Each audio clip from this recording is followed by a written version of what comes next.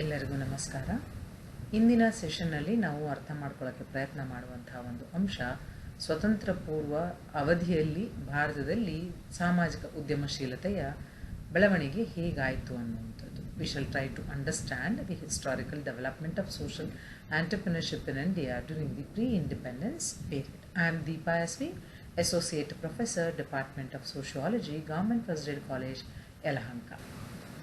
The title that I have given to this particular session is The Dawn of a Mission, Social Entrepreneurship in Pre-Independence India. ಸ್ವತಂತ್ರ ಪೂರ್ವ ಭಾರತದಲ್ಲಿ ಸಾಮಾಜಿಕ ಉದ್ಯಮಶೀಲತೆ ಒಂದು ಧ್ಯೇಯದ ಉದಯ. ಈ ಟೈಟಲ್ ಕೊಟ್ಟಿರೋದಕ್ಕೆ ಕಾರಣ ಏನು ಅನ್ನುವಂಥದ್ದು ನಾವು ಈ ಸೆಷನನ್ನು ಅಂಡರ್ಸ್ಟ್ಯಾಂಡ್ ಮಾಡ್ಕೊಳ್ತಾ ಇರಬೇಕಾದ್ರೆ ಅರ್ಥ ಆಗ್ತಾ ಹೋಗುತ್ತೆ. ಸೊ ನಾವು ಭಾರತದಲ್ಲಿ ಸ್ವತಂತ್ರ ಪೂರ್ವ ಯುಗವನ್ನು ನೋಡಿದಾಗ ವಿಶೇಷವಾಗಿ 19-20ನೇ ಶತಮಾನದ ಆರಂಭದಲ್ಲಿ ಸಾಮಾಜಿಕ ಮತ್ತು ಆರ್ಥಿಕ ಪ್ರಕ್ಷುಬ್ಧತೆ ಅನ್ನುವಂಥದ್ದು ಬಹಳ ಹೆಚ್ಚಾಗಿ ಇದ್ದಂಥದ್ದು ಈ ಸಂದರ್ಭದಲ್ಲಿ.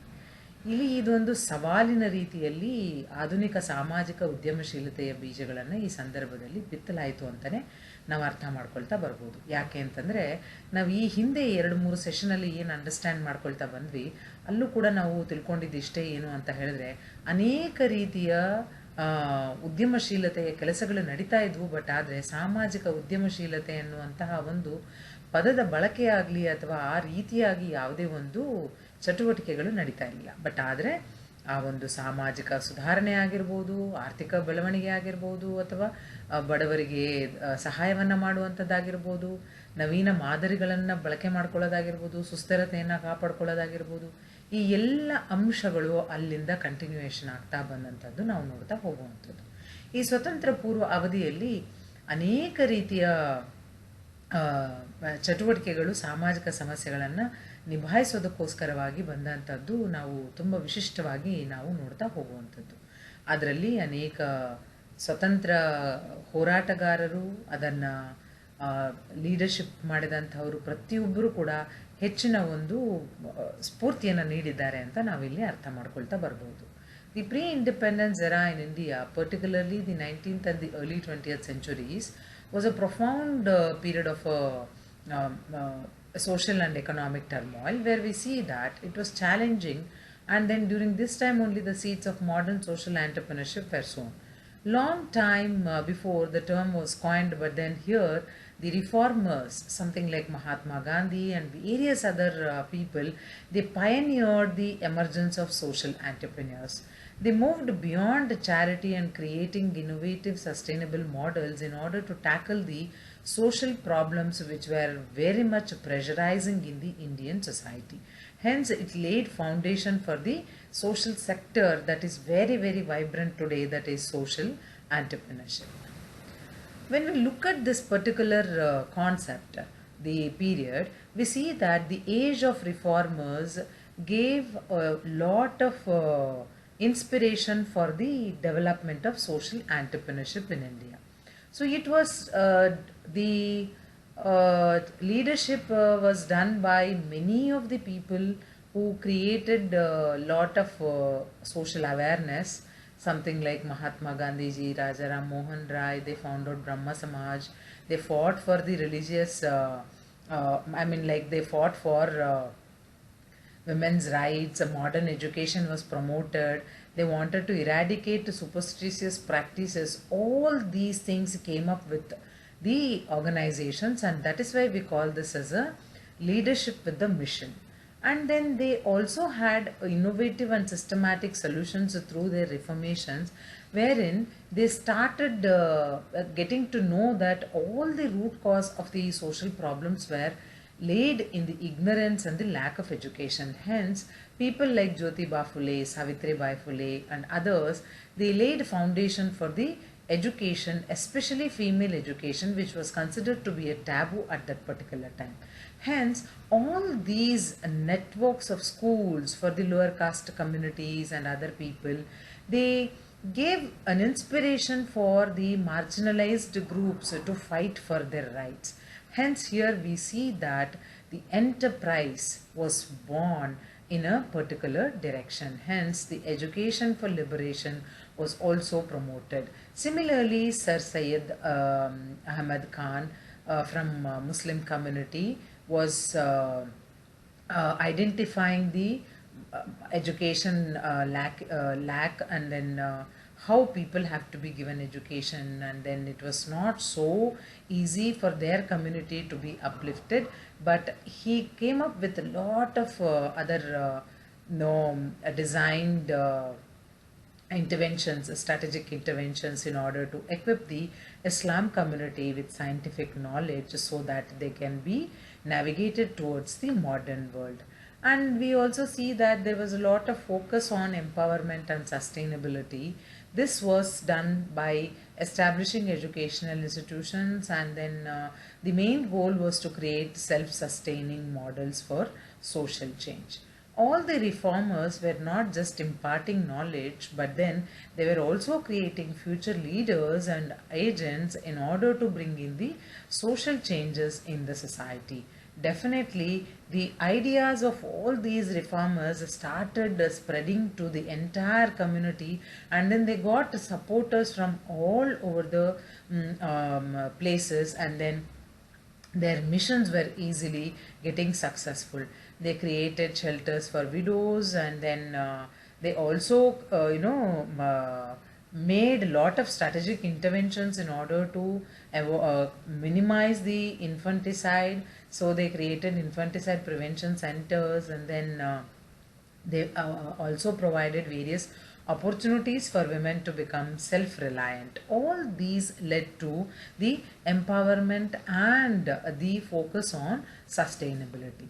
ನಾವು ಈ ಒಂದು ಸ್ವತಂತ್ರ ಪೂರ್ವ ಅವಧಿ ಅಂತ ಬಂದಾಗ ಬಹಳ ಪ್ರಮುಖವಾಗಿ ನಾವು ನೋಡೋದು ಏನು ಅಂತ ಹೇಳಿದ್ರೆ, ಸಾಮಾಜಿಕ ಸುಧಾರಣೆ ಅನ್ನುವಂಥದ್ದು ಈ ಸಂದರ್ಭದಲ್ಲಿ ಬಹಳ ಹೆಚ್ಚಾಗ್ತಾ ಬಂತು. ಯಾಕೆ ಅಂದರೆ ಆ ಒಂದು ಸಂದರ್ಭದಲ್ಲಿ ಇದ್ದಂತಹ ಎಲ್ಲ ಚಿಂತಕರು ಅರಿತುಕೊಂಡದ್ದೇನು ಅಂತ ಹೇಳಿದ್ರೆ, ಈ ಎಲ್ಲ ರೀತಿಯ ಸಾಮಾಜಿಕ ಸಮಸ್ಯೆಗಳಿಗೆ ಮೂಲ ಕಾರಣ ಏನು ಅಂತ ಹೇಳಿದ್ರೆ ಶಿಕ್ಷಣದ ಕೊರತೆ ಇರುವಂಥದ್ದು. ಈ ಹಿನ್ನೆಲೆಯಲ್ಲಿ ಅವರು ಏನು ಮಾಡ್ತಾ ಬರ್ತಾರೆ ಅಂತ ಹೇಳಿದ್ರೆ, ಅನೇಕ ರೀತಿಯ ಸಂಘಟನೆಗಳನ್ನು ಪ್ರಾರಂಭ ಮಾಡೋದ್ರ ಮೂಲಕ, ಆ ಸಂಘಟನೆಗಳು ಕೇವಲ ಧಾರ್ಮಿಕ ವೇದಿಕೆಯಾಗಿರಲಿಲ್ಲ, ಆದರೆ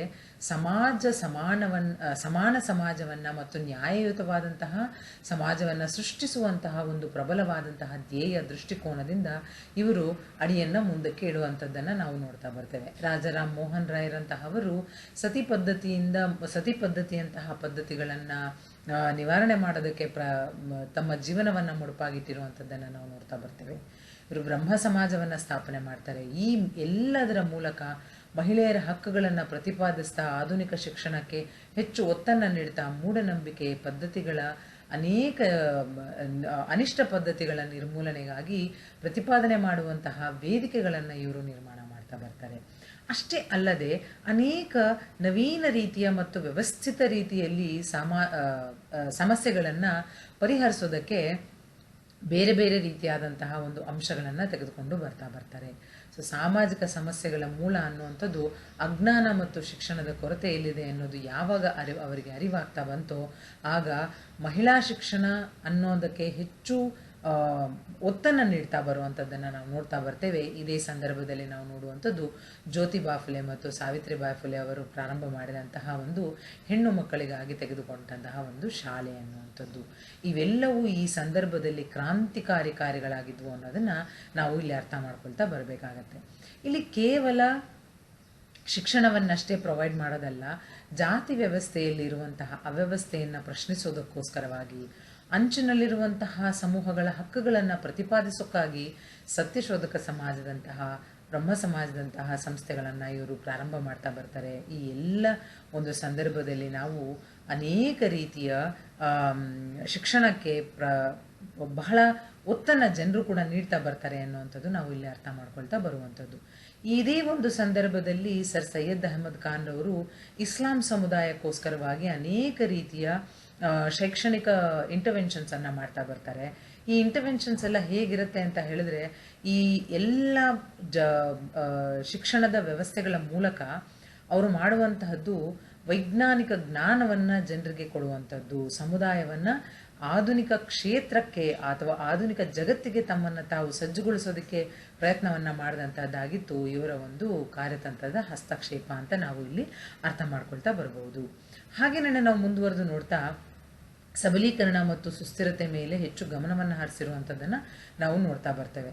ಬದಲಾವಣೆ ಅನ್ನುವಂಥದ್ದು ಯಾವಾಗಲೂ ಕೂಡ ಸ್ವಾವಲಂಬಿ ಮಾದರಿಗಳನ್ನು ರಚನೆ ಮಾಡುವಂತಹ ಒಂದು ಗುರಿಯಾಗಿತ್ತು ಅನ್ನೋದನ್ನು ನಾವು ಅರ್ಥ ಮಾಡ್ಕೊಳ್ತಾ ಬರ್ತಾ, ಈ ಸುಧಾರಕರು ಯಾರಿದ್ದಾರೆ ಇವರೆಲ್ಲರೂ ಕೂಡ ಕೇವಲ ಜ್ಞಾನವನ್ನು ನೀಡೋದಷ್ಟೇ ಅಲ್ಲ, ಮುಂದುವರೆದು ಭವಿಷ್ಯದ ನಾಯಕರನ್ನು ಸೃಷ್ಟಿ ಮಾಡುವಂಥದ್ದು ಹಾಗೂ ಸಾಮಾಜಿಕ ಬದಲಾವಣೆಗಳನ್ನು ತರುವಂತಹ ನಿಯೋಗಿಗಳನ್ನು ರಚಿಸ್ತಾ ಇದ್ರು ಅಥವಾ ಅವರನ್ನು ಸೃಷ್ಟಿಸ್ತಾ ಇದ್ರು ಅನ್ನೋದನ್ನು ನಾವು ಇಲ್ಲಿ ಅರ್ಥ ಮಾಡ್ಕೊಳ್ತಾ ಬರ್ಬೋದು.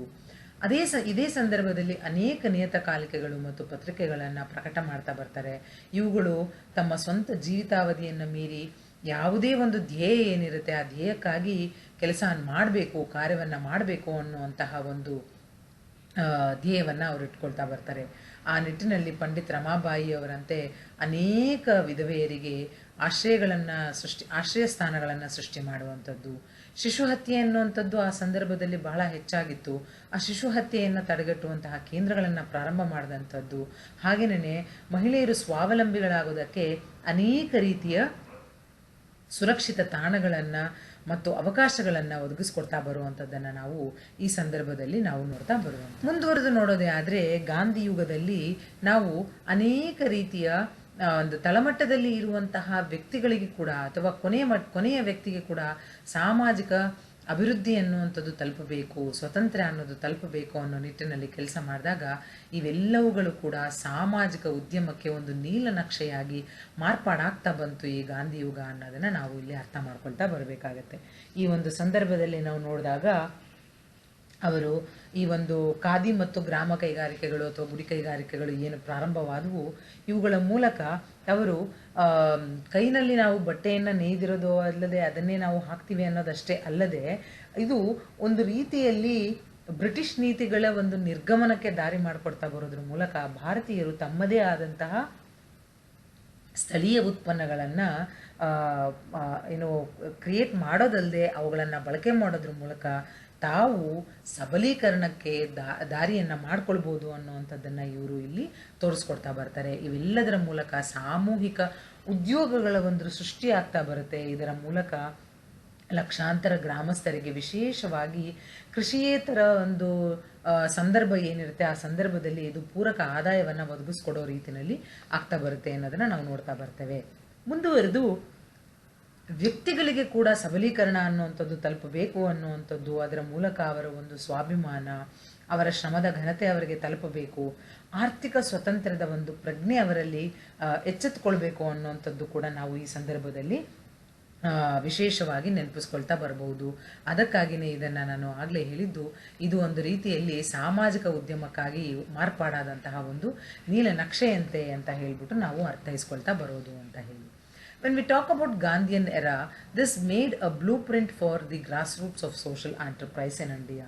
So through Khadi and village industries, they made economic philosophy as the promotion of the economic freedom, and then they also saw to it that there is a deindustrialization of caused by the British policies. They encouraged Indian products so that they can use the Swadeshi products, thereby they can become the model of their own empowerment. By this they created mass employment, thereby it was something like non-farming season also people can get the job opportunities. That was the best opportunity that they gave through this entrepreneurial idea. And then we can also say that they gave lot of opportunity for individual empowerment. This was instilled a sense of self-respect and dignity of labor. Economic independence was more focused. This was the major step that was taken that happened during the Gandhian era. Continuingly, we can see to it that they focused more on building a sustainable economy. Building sustainable economy means we are going to reduce the dependency on the foreign goods so that we can create a resilient local economy. So creating local economy was through the All India Spinners Association, which was founded by Mahatma Gandhi ji, which was massive, and then a decentralized social enterprise was that managed production and quality control and sales of khadi. All these things made a the sustainable economy at that particular time. ನಾವು ಸುಸ್ಥಿರ ಆರ್ಥಿಕತೆಯನ್ನು ನಿರ್ಮಾಣ ಮಾಡುವಂಥದ್ದು ಕೂಡ ಈ ಒಂದು ಸಂದರ್ಭದಲ್ಲಿ ನಾವು ಹೆಚ್ಚಾಗಿ ನೋಡ್ತಾ ಬರ್ಬೋದು. ವಿದೇಶಿ ಸರಕುಗಳ ಮೇಲೆ ಅವಲಂಬನೆಯನ್ನು ಕಡಿಮೆ ಮಾಡೋದ್ರ ಮೂಲಕ ಸ್ಥಿತಿಸ್ಥಾಪಕತ್ವ ಅಂದರೆ ನಾವು ಒಂದು ರೀತಿಯಲ್ಲಿ ಸ್ಥಳೀಯ ಆರ್ಥಿಕತೆಯನ್ನು ರಚನೆ ಮಾಡುವಂಥದ್ದು ಮತ್ತು ಅದು ಒಂದು ರೀತಿಯಲ್ಲಿ ಸ್ಟ್ಯಾಂಡರ್ಡ್ ಆಗಿರುವಂಥದ್ದನ್ನು ನಾವು ನೋಡ್ತಾ ಬರ್ತೇವೆ. ಗಾಂಧಿಯವರು ಸ್ಥಾಪಿಸಿದಂತಹ ಅಖಿಲ ಭಾರತ ನೂಲುವವರ ಸಂಘ ಅನ್ನುವಂಥದ್ದು ಖಾದಿಯ ಉತ್ಪಾದನೆ, ಗುಣಮಟ್ಟದ ನಿಯಂತ್ರಣ ಮತ್ತು ಮಾರಾಟವನ್ನು ನಿರ್ವಹಿಸುವಂತಹ ಬೃಹತ್ ವಿಕೇಂದ್ರಿತ ಸಾಮಾಜಿಕ ಉದ್ಯಮವಾಗಿ ಮಾರ್ಪಾಡಾಗ್ತಾ ಬರೋದನ್ನು ನಾವು ಅಲ್ಲಿ ನೋಡ್ತಾ ಬರ್ತೇವೆ. ಇದು ನಮ್ಮಲ್ಲಿ ಒಂದು ಸಾಮಾಜಿಕ ಉದ್ಯಮಕ್ಕೆ ಸ್ಟೆಪ್ಪನ್ನು ಹಾಕ್ತು ಅಥವಾ ಫೌಂಡೇಶನನ್ನು ಹಾಕ್ತು ಅನ್ನುವಂಥದ್ದನ್ನು ನಾವು ಇಲ್ಲಿ ಅರ್ಥ ಮಾಡ್ಕೊಳ್ತಾ ಬರ್ಬೋದು. ಅದೇ ರೀತಿಯಲ್ಲಿ ಮುಂದುವರೆದು ಈ ಒಂದು ವಸಾಹತುಶಾಹಿ ಶಿಕ್ಷಣ ವ್ಯವಸ್ಥೆ ಏನಿತ್ತು ಅದನ್ನು ಗಾಂಧೀಜಿಯವರು ಟೀಕೆ ಮಾಡ್ತಾ ಬರ್ತಾರೆ. ಹಾಗೇನೇ ಈ ಒಂದು ವಸಾಹತುಶಾಹಿ ಶಿಕ್ಷಣ ಸಂಸ್ಥೆ ಏನಿದೆ ಇದು ನಮ್ಮ ಸ್ವಂತ ಸಂಸ್ಕೃತಿ ಮತ್ತು ಪರಿಸರದಿಂದ ದೂರ ಇಡುತ್ತೆ ಅಂತ ಹೇಳ್ತಾ ಬರ್ತಾರೆ. ಅದಕ್ಕಾಗಿ ಪರ್ಯಾಯವಾದಂತಹ ನೈ ತಾಲೀಮ್ ಅನ್ನುವಂತಹ ಒಂದು ಮೂಲ ಶಿಕ್ಷಣವನ್ನು ಇವರು ಪ್ರಾರಂಭ ಮಾಡ್ತಾ ಬರ್ತಾರೆ. ಇದರ ಮೂಲಕ ಉತ್ಪಾದಕ ಕರಕುಶಲತೆ ಅನ್ನುವಂಥದ್ದರ ಸುತ್ತ ಕೇಂದ್ರೀಕೃತವಾಗಿರುವಂತೆ ಶಿಕ್ಷಣವನ್ನು ಒಂದು ಕ್ರಾಂತಿಕಾರಿ ಮಾದರಿಯನ್ನಾಗಿ ಮಾಡ್ತಾ ಹೋಗ್ತಾರೆ. ಮತ್ತು ಮಕ್ಕಳು ತುಂಬ ಇಷ್ಟಪಟ್ಟು ಕಲಿಯೋದಕ್ಕೆ ಪ್ರಾರಂಭ ಮಾಡ್ತಾರೆ ಅನ್ನುವಂಥದ್ದು ಇವರ ಒಂದು ಒಪಿನಿಯನ್ ಆಗ್ತಾ ಬರುತ್ತೆ. ಈ ಹಿನ್ನೆಲೆಯಲ್ಲಿ ಅವರು ಹೇಳ್ತಾ ಬರುವಂಥದ್ದು ಶಿಕ್ಷಣ ಅನ್ನುವಂಥದ್ದು ಒಂದು ರೀತಿಯಲ್ಲಿ ಅನೇಕ ರೀತಿಯ ಬದಲಾವಣೆಗಳನ್ನು ಸೃಷ್ಟಿ ಮಾಡುವಂಥದ್ದು ಹಾಗೂ ಇದು ಜನರನ್ನು ಸ್ವಾವಲಂಬಿಗಳನ್ನಾಗಿ ಮಾಡುತ್ತೆ ಅನ್ನುವಂಥ ಒಂದು ನಂಬಿಕೆಯನ್ನು ಇವರು ಪಡ್ಕೊಂಡಿರ್ತಾರೆ ಅನ್ನೋದನ್ನು ನಾವು ಇಲ್ಲಿ ನೋಡ್ತಾ ಬರ್ಬೋದು. Nai Talim is a basic education provision wherein Mahatma Gandhiji was critical about the colonial education system, where he believed that it is going to keep us away or alienates us from our own culture and environment. In this direction, an alternative system was found out, that was the Nai Talim, which was a revolutionary model for education wherein it became a productive craft.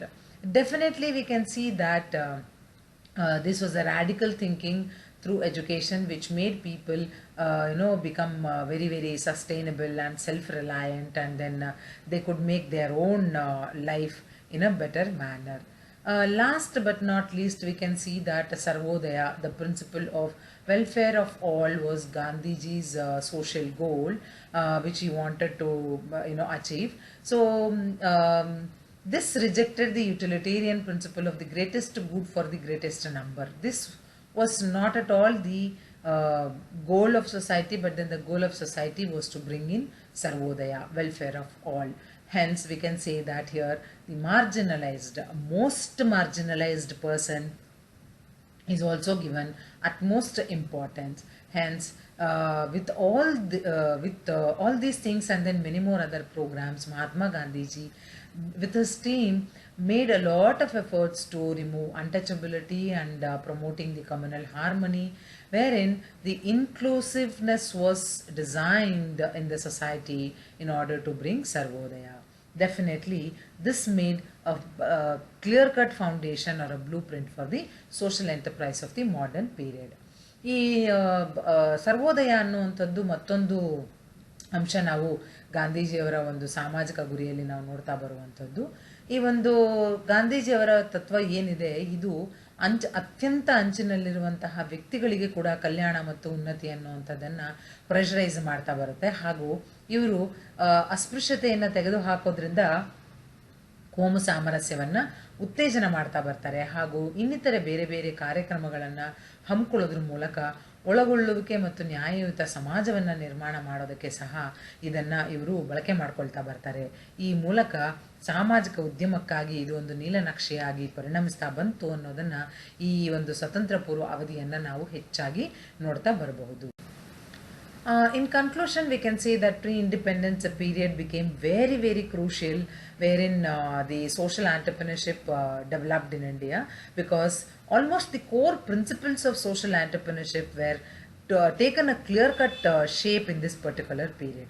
The social reformers acted as a pioneering founders by creating the institutions for fighting long-standing injustices, and then all these created a rich legacy of mission-driven, innovative and sustainable institution in order to become a successful social entrepreneurs in India.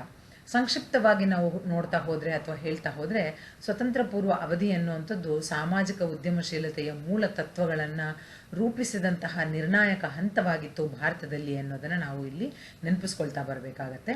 ಸಾಮಾಜಿಕ ಸುಧಾರಕರು, ಪ್ರವರ್ತಕರು ಅನೇಕ ರೀತಿಯ ಸಂಸ್ಥೆಗಳನ್ನು ಪ್ರಾರಂಭ ಮಾಡೋದ್ರ ಮೂಲಕ ದೀರ್ಘಕಾಲದ ಅನ್ಯಾಯಗಳ ವಿರುದ್ಧ ಹೋರಾಟ ಮಾಡೋದಕ್ಕೆ ಒಂದು ಅವಕಾಶವನ್ನು ಇವರು ಕಲ್ಪಿಸಿಕೊಟ್ಟಿರ್ತಾರೆ. ಹಾಗೇನೇ ಧ್ಯೇಯ ಚಾಲಿತವಾದಂತಹ ನಾವೀನ್ಯತೆಯಿಂದ ಕೂಡಿದಂತಹ ಶ್ರೀಮಂತ ಪರಂಪರೆಯನ್ನು ಇವರು ಸೃಷ್ಟಿ ಮಾಡ್ತಾ ಬರ್ತಾರೆ. ಹಾಗಾಗಿನೇ ಸ್ವತಂತ್ರ ಪೂರ್ವ ಅವಧಿ ಅನ್ನುವಂಥದ್ದು ಇಂದಿಗೂ ಸಹ ಭಾರತದಾದ್ಯಂತ ಸಾಮಾಜಿಕ ಉದ್ಯಮಿಗಳ ಒಂದು ಕಾರ್ಯಕ್ಕೆ ಸ್ಫೂರ್ತಿಯನ್ನು ನೀಡುತ್ತೆ ಅಂತ ನಾವು ಇಲ್ಲಿ ಅರ್ಥ ಮಾಡ್ಕೊಳ್ತಾ ಬರಬಹುದು. So these are the differences which I have taken for further more readings. You can do it from various articles and then blogs in order to get more knowledge about the development of social entrepreneurship in India. Thank you.